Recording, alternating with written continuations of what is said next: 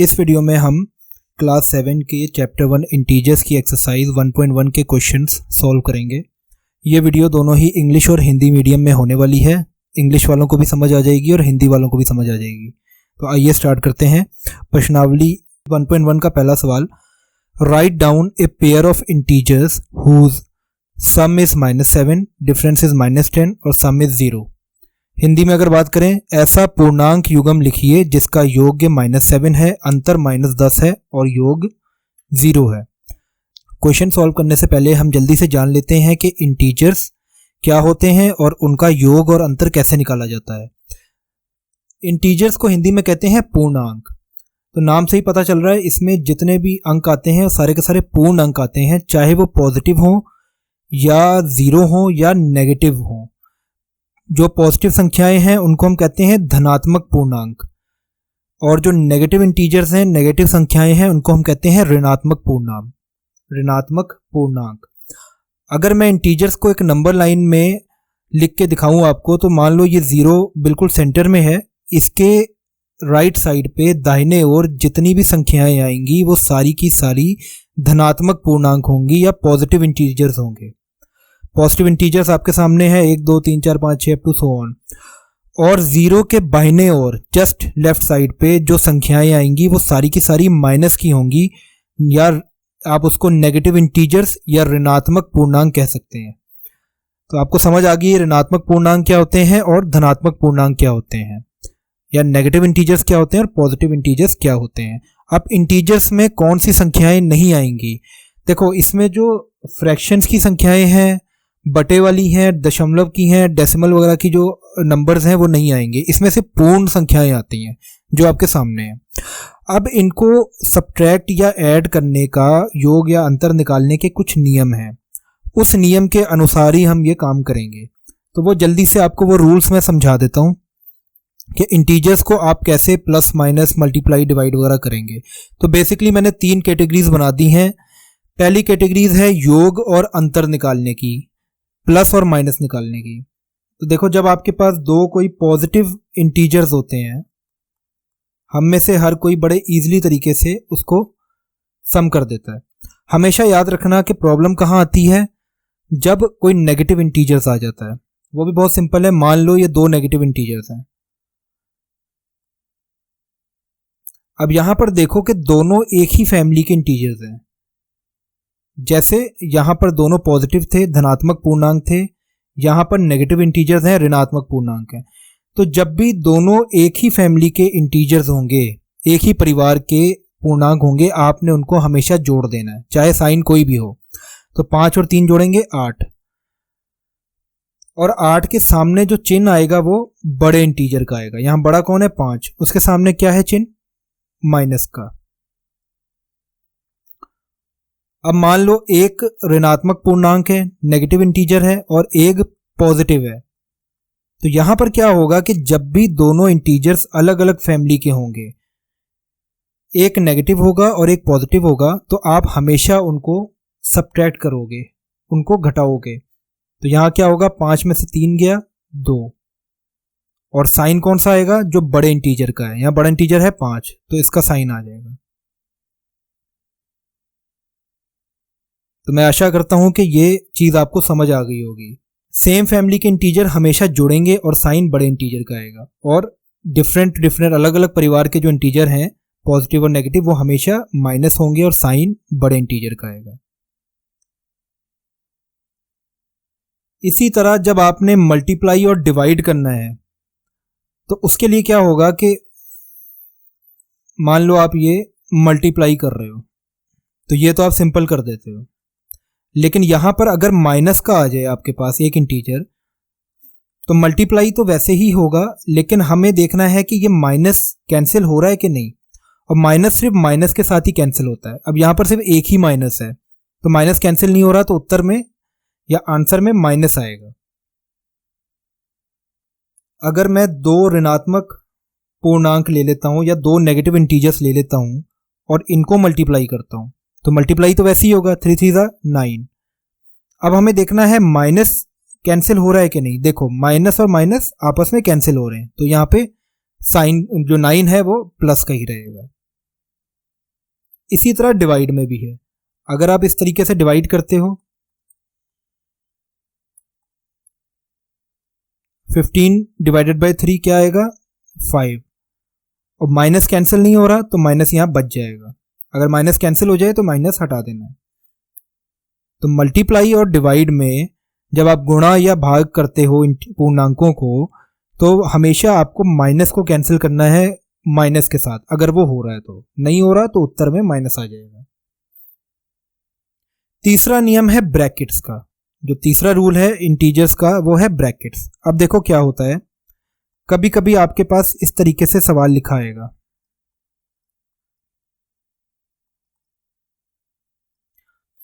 इसका मतलब है, ब्रैकेट का मतलब होता है मल्टीप्लाई।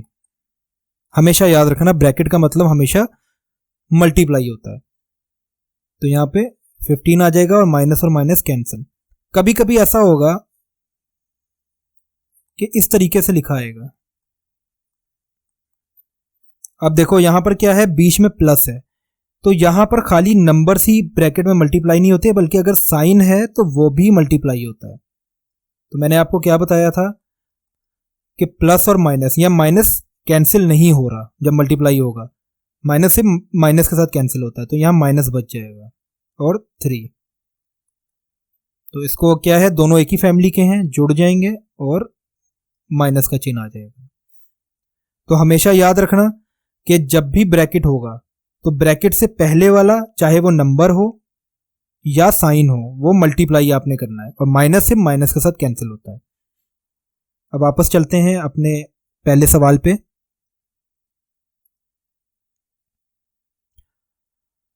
अब देखो पहले का ए पार्ट, ये कह रहा है write down a pair of integers whose sum is -7। हमें एक ऐसा पूर्णांक युग्म लिखना है जिसका योग -7 हो। तो क्या मतलब हुआ कि दो कोई इंटीजर्स हैं या पूर्णांक हैं, उनको जब हम जोड़ रहे हैं तो उसका योग आ रहा है -7। जब भी आपके ऐसे सम होंगे, आपने इस तरीके से दो ब्रैकेट बना लेने हैं इंटीजर्स को लिखने के लिए, जिसमें आप अपनी दो संख्याएं लिखोगे और उत्तर को देखना है। अब उत्तर में देखो माइनस है, तो इसका मतलब है कि माइनस वाली संख्या बड़ी होगी। तो मैं यहां पे मान लो -10 लिख देता हूं और +3 कर देता हूं। तो यहां क्या होगा, -10 + 3। तो मैंने क्या बताया था आपको कि जब भी अलग अलग परिवार के इंटीजर होंगे वो हमेशा आपस में घटेंगे। तो 10 में से 3 गया 7, और बड़े इंटीजर्स का साइन आएगा, या बड़े जो पूर्णांक है उसका साइन आएगा। तो वो संख्या कौन सी हुई, -10 और 3। इसी का बी पार्ट है कि डिफरेंस इज -10। तो मैं दोबारा से ऐसे लिख लेता हूं, अब डिफरेंस है, अंतर है, पहले योग था, प्लस था, ठीक है। तो वो कितना है, -10। अब यहां पर देखो -10 आ रहा है, ठीक है, उत्तर में माइनस है। तो माइनस तभी आता है कि या तो माइनस वाली बड़ी हो या दोनों ही माइनस की हो। तो एक तो माइनस लगा हुआ है, मैं यहां पर डाल दूंगा 5, और एक और माइनस की संख्या ले लूंगा -5।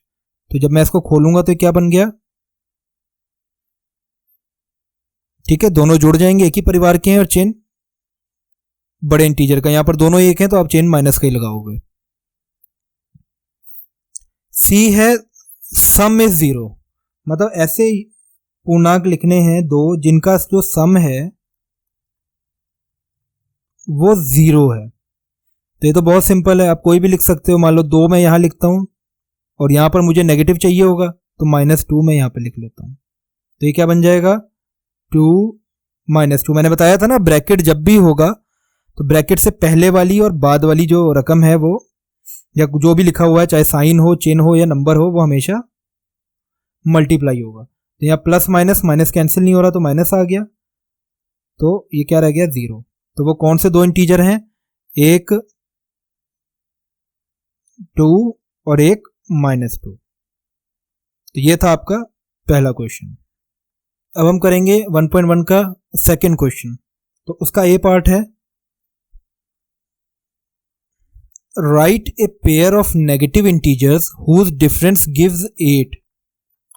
एक ऐसा ऋणात्मक पूर्णांक युग्म लिखिए जिसका अंतर 8 है। अब मुझे पहले बता दिया गया है कि मुझे दो ऋणात्मक पूर्णांक लेने, नेगेटिव इंटीजर लेने, तो मैं इस तरीके से ऐसे ब्रैकेट बना देता हूं, क्योंकि यहां पर मुझे नेगेटिव चाहिए तो मुझे माइनस का निशान मैंने लिख दिया। और डिफरेंस पूछा है तो यहां पे डिफरेंस आएगा इस तरीके से, और क्या उत्तर है 8। अब देखो यहां पे क्या है, उत्तर पॉजिटिव में है, तो इसका मतलब यह है कि पॉजिटिव नंबर मेरा बड़ा होगा। अब इसको तो मैं पॉजिटिव बना नहीं सकता, लेकिन ये जब मल्टीप्लाई होंगे तो ये वाला नंबर जो है ना, जब मल्टीप्लाई होंगे तो माइनस से माइनस कैंसिल हो जाएगा, तो ये नंबर पॉजिटिव बन जाएगा। तो मैं यहां पे बड़ा नंबर ले लेता हूं, मान लो मैंने 10 ले लिया, और यहां पर मैं 2 ले लेता हूं। तो जब मैं इसको खोलूंगा तो क्या बनेगा, -2, और ये क्या हो गया, प्लस हो गया चिन्ह, और 10, तो ये आपका आ गया 8। तो कौन कौन से दो इंटीजर हुए, एक -2 और -10, दोनों नेगेटिव इंटीजर्स मैंने ले लिए। बी पार्ट करते हैं इसका। बी पार्ट है, write a negative integer and a positive integer whose sum is -5। अब यहां पर मुझे एक ऋणात्मक पूर्णांक लेना है, एक धनात्मक पूर्णांक लेना है,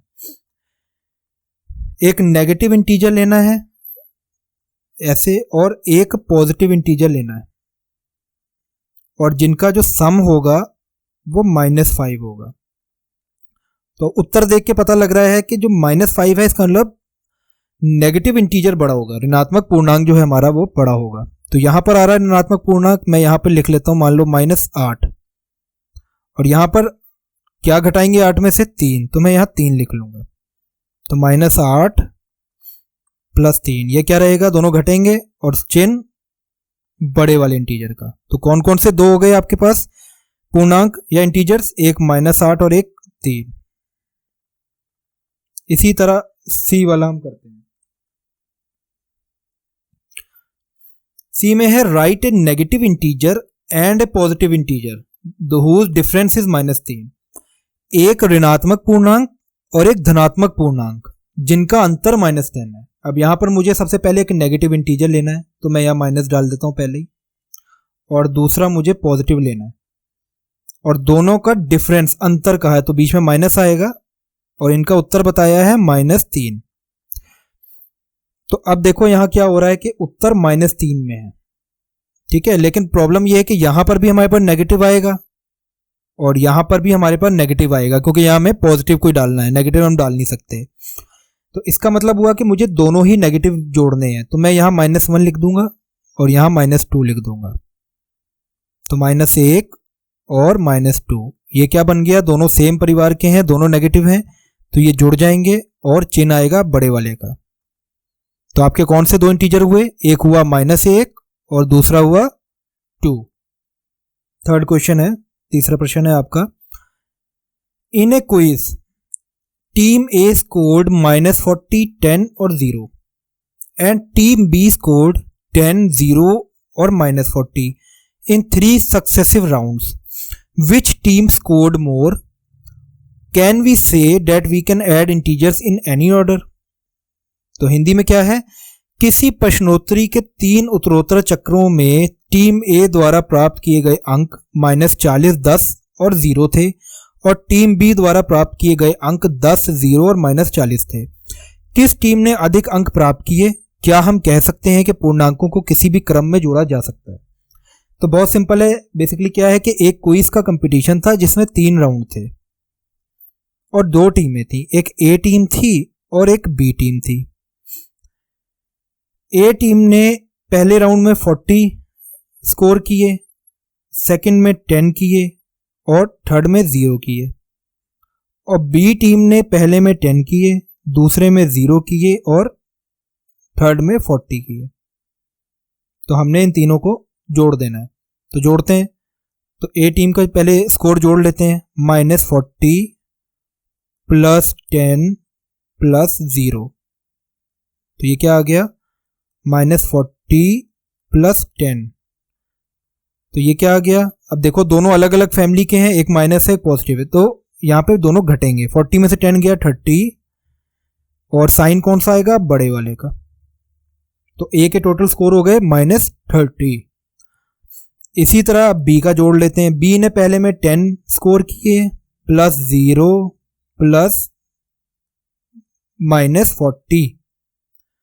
तो इसको अब हम खोल लेते हैं ब्रैकेट को, 10 0 को हटा देते हैं और यहाँ पर देखो ब्रैकेट के पहले साइन है तो दोनों साइन मल्टीप्लाई होंगे, माइनस कैंसिल नहीं हो रहा, प्लस माइनस माइनस आ रहा है 40। तो ये दोनों, एक पॉजिटिव है एक नेगेटिव है, तो क्या होगा, ये दोनों माइनस होंगे। तो ये क्या आ गया 30 और साइन कौन सा आएगा, बड़े वाले का। तो दोनों के स्कोर सेम है, तो आप लिख सकते हो both team score same. Next part कह रहा है can we say that we can add integers in any order. क्या हम कह सकते हैं कि पूर्णांकों को किसी भी क्रम में जोड़ा जा सकता है। देखो अब क्या है कि स्कोर तीनों के एक जैसे ही समान है। देखो इधर भी -40 आ रहा है, इधर भी -40 आ रहा है, इधर भी 10 आ रहा है, इधर भी 10 आ रहा है, और इधर भी 0 आ रहा है और इधर भी 0 आ रहा है। लेकिन जो उनका ऑर्डर है ना, क्रम जिसे कहते हैं, क्रम अलग है उनका। लेकिन क्रम अलग होने के बाद भी या ऑर्डर्स अलग होने के बाद भी दोनों का आंसर सेम है। तो हमें क्या है कि यस, हम जोड़ सकते हैं किसी भी क्रम में, आंसर सेम आएगा, उसमें कोई फर्क नहीं पड़ेगा। अब देखो फोर्थ क्वेश्चन सॉल्व करते हैं। प्रश्न नंबर 4 क्या दिया है, fill in the blanks to make the following statement true.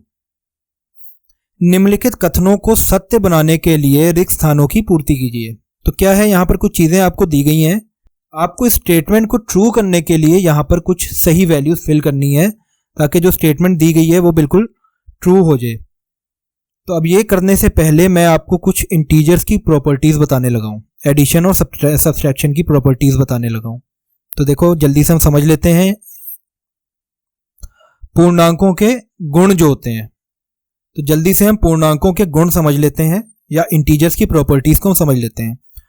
जो पहला गुण है, पहली प्रॉपर्टी है, वो है कम्यूटेटिव प्रॉपर्टी। हिंदी में हम इसको कहेंगे क्रम विनिमय गुण। ये प्रॉपर्टी क्या कहती है कि अगर कोई भी दो इंटीजर हैं, फॉर एग्जाम्पल ए और बी, कोई भी दो इंटीजर हैं, तो जब हम उनको प्लस करेंगे a प्लस बी, तो इससे कोई फर्क नहीं पड़ता कि a पहले लिखा है या b पहले लिखा है, दोनों का उत्तर सेम आएगा। मतलब a प्लस बी हमेशा b प्लस a के बराबर होगा। तो मतलब क्रम से या ऑर्डर से कोई फर्क नहीं पड़ता। आप कोई भी दो इंटीजर हैं, आप चाहे पहले जिस मर्जी को लिखो, दोनों सेम रहेंगे। आप दोनों को दोनों तरीके से लिख सकते हो। दूसरी प्रॉपर्टी है एसोसिएटिव प्रॉपर्टी, हिंदी में कहते हैं साहचर्य गुण। ये क्या कहता है कि अगर 3 इंटीजर्स हैं, ग्रुप है, ठीक है, 2 से ज्यादा हैं, और आप उनका क्रम चेंज कर देते हो, तब भी कोई फर्क नहीं पड़ता। आप जैसे मर्जी लिखो, ऐड करते वक्त या योग करते वक्त वो किसी भी क्रम में लिखे जा सकते हैं। जैसे देखो a प्लस बी प्लस सी को मैंने अलग ले लिया ब्रैकेट में, मतलब पहले ये जुड़ेगा ब्रैकेट वाला, बाद में ये a जुड़ेगा। तो इसको आप ऐसे भी लिख सकते हो, और अगर आप ऐसे भी करना चाहो तो कर सकते हो, उत्तर हमेशा बराबर आएगा। मतलब तीनों में से क्रम कोई भी हो, पहले कोई भी दो को जोड़ो, बाद में तीसरे को जोड़ो, कोई फर्क नहीं पड़ता, उत्तर हमेशा सेम आएगा। तीसरा है एडिटिव आइडेंटिटी, योज्य तत्समक। इसका मतलब ये होता है कि कोई भी इंटीजर आप ले लो a, उसमें जब आप 0 जोड़ देते हो तो वही इंटीजर आ जाता है, उसकी जो आइडेंटिटी है, आईडी है, वो खराब नहीं होती, बदलती नहीं है। तो मतलब कहने का है कि किसी भी इंटीजर में जब भी 0 जोड़ोगे तो वही इंटीजर आ जाएगा। समझ आ गया क्या है प्रॉपर्टीज? अब इसी के ऊपर ये सवाल होंगे। पहला सवाल हम ले लेते हैं। अब देखो यहां पर क्या हो रहा है, -5 और -8, और यहां पर भी -8 है और यहां पर खाली जगह है। तो अभी मैंने आपको बताया था ना, कोई भी दो इंटीजर ले लो, उनका क्रम चेंज कर दो, वो हमेशा बराबर ही रहेंगे। मान लो ये a है, इसमें कौन सा गुण लगेगा? कम्यूटेटिव प्रॉपर्टी लगेगी, क्रम विनिमय गुण। इसको a मान लो, इसको b मान लो, तो ये b है, तो यहां पे a आ जाएगा, मतलब यहां पे -5 हम लिख सकते हैं। क्योंकि मैंने आपको बताया था ना, उसमें क्या होता था, a plus B is equal to B plus A, commutative properties में लगेगी।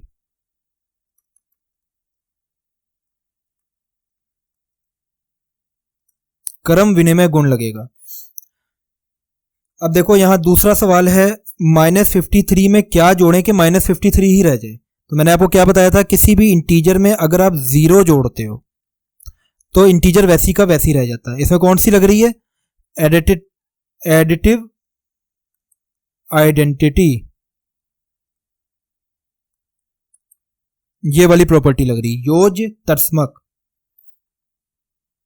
अच्छा ये बहुत सिंपल है, 17 में क्या प्लस करो कि 0 आए। अब हमें पता है प्लस तो हो नहीं सकता, माइनस ही होगा, तो उसके लिए हमें क्या होगा, -17 करना पड़ेगा। जब आप इसको खोलोगे तो ये क्या बन जाएगा, 17, और ये प्लस माइनस, माइनस कैंसिल नहीं होगा तो माइनस, और ये 17, तो ये 0। ठीक है, तो यहां पर क्या आएगा, -17। चौथा सवाल, अब यहां पर देखो 3 इंटीजर्स दिए गए हैं। 3 इंटीजर्स जहां पर भी दिए गए हो आप उसी टाइम समझ जाना कि ये एसोसिएटिव प्रॉपर्टीज का सवाल है या सहचार्य गुण।